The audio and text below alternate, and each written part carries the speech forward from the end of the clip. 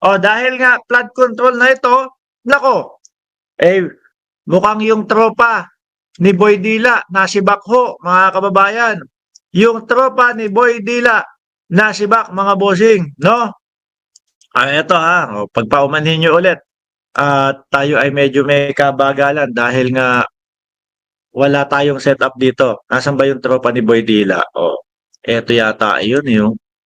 Eto yata yun Tropa ni Joel Villanueva, no, ng DPWH Executive Sinibak. Si Joel, umpisa pa lang mga kababayan, umiiyak na tong si Joel Umaaray na si Villanueva, anak ni nung pastor na si Brother Eddie Villanueva, umiiyak na to. Nag-uumpisa pa lang mga kababayan, nabubuksan pa lang po unti-unti yung sa mga flood control at dun sa mga may kaugnayan sa mga kontraktor, nagsalita na agad, ididepensa na ang kanyang sarili. Wala naman akong alam dito sa mga kapwa natin senador na may mga kaugnayan doon sa kontraktor. Diba? Doon pa lang sabi ko, aba, umipiyok agad. Aba, nagsasalita agad, umaaray agad. Wala pang pangalan yun mga bossing. Sabi ni Ma'am Neng Gigi, si Joel Villanueva parang si Kibuloy, kunwari makajos, pero utak demonyo din. Sabi ni Ma'am Neng Gigi.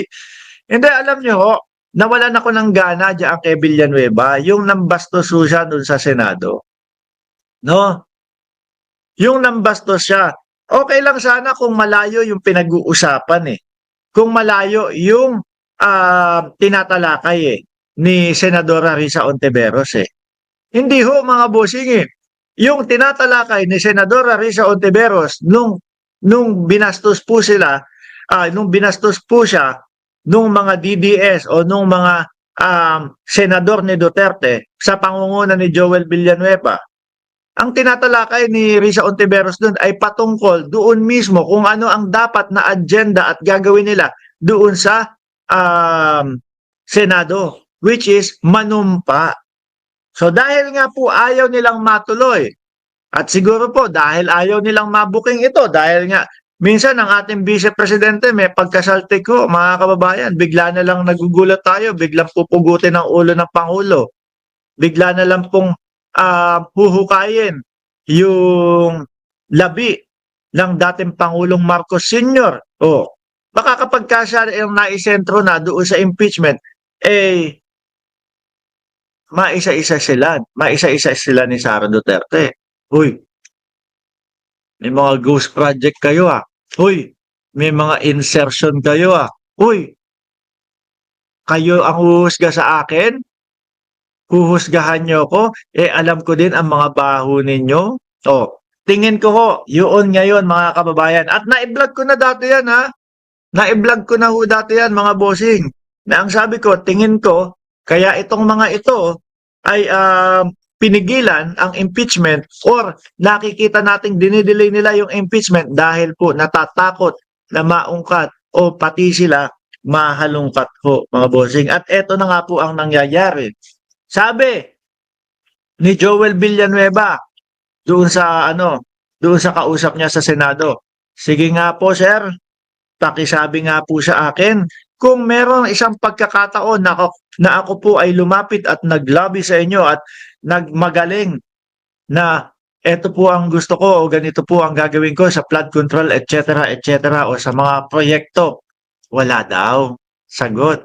Yung pala mga kababayan, yung kapatid na mayor ni Joel Villanueva ang taga-kausap. Di ba? Nabanggit din natin yan doon sa isang vlog natin, mga bossing. Nabanggit din natin sa isang vlog natin, mga kababayan, na baka nga hindi ikaw mismo yung nakikipag-usap. Pero it's either mayroon kang inutusan or meron ka dikit na siya ang nakikipag-usap. Di ba? Eto. Ngayon, sibak yung tropa ni Joel Villanueva na DPWH. Madami pa akong makikita dito. Madami pa pong mahalungkat dito. Kinumpirma ni Department of Public Works and Highway Secretary Manuel Bonoan na tinanggal na bilang Assistant Regional Director sa Region 4A si dating Bulacan District Engineer Henry Alcantara. Kasi nga po, base po doon sa investigasyon ni Senador Ping Lacson, no? Talamak ang mga ghost project diyan po sa Bulacan. Kung babalikan po natin mga kababayan, yung 142 billion na insertion ni Chis Escudero na sabi ni Senator Tito Soto, nako, hindi lang 142. Nung kinwento niya at kinwenta ko, siya nagkwento, ako nagkwenta naman. Lumalabas 300 bilyon mga kababayan yung insertion. Nagulat na lang daw sila at pagdating sa Senado is yung 825 billion 825 billion pagkatapos ng BICAM, pagdating sa Senado 1.125 trillion na. At kasama nga po dyan sa mga bayan, mga bossing na nakalista, bayan ni Joel Villanueva na tumataginting na 2.9 billion ang flood control ho. Konti na lang, 3 billion na mga kababayan. At ang sumusunod dyan ay ang Sorsogon na bayan ni Chis Escudero. Nasa bandang ilalim, yung Davao naman po. Bayan naman yun ni Bato de la Rosa at bayan naman ni pangalan nito, ni Bungo. At bandang ilalim ho, mga boss mo sir, nandoon naman yung Valenzuela. Bayan naman yan ni Win Gatchalian, mga bossing. Nakikita nyo na yung connect-connect. Nakikita nyo na yung connect-connect, ha? Mamaya pag-uusapan natin si Win Gatchalian. Kinumpirma tinanggal na yung kaibigan ni Villanueva, binanggit sa privilege speech ni Senator Ping Lacson ang pangalang Alcantara na umano'y nasa likod ng mga ghost at palpak na flood control project sa Bulacan. Dapat ho, mga bossing, kung talagang mapatunayan na itong mama na ito, siya ang nangunguna diyan sa mga katiwalian na ganyan, habang buhay na kulong.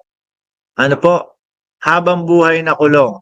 Kung sana nga ho, may bitay dapat bitay Pagtataksil ho sa bayan natin yan Bakit to? Imbis na ho sana, yung bilyon-bilyon mga pera na yun, baka trilyon na nga kung sa dami napapakinabangan po ng mamamayang Pilipino dahil sa atin naman din po ibinabawas yan Sabi ko nga ho sa inyo, ultimo po mga bata na bumibili ng 1 pirasong candy, nagbabayad ng tax yan dahil po yung candy na binili niya ay may nakapatong na tax ho doon.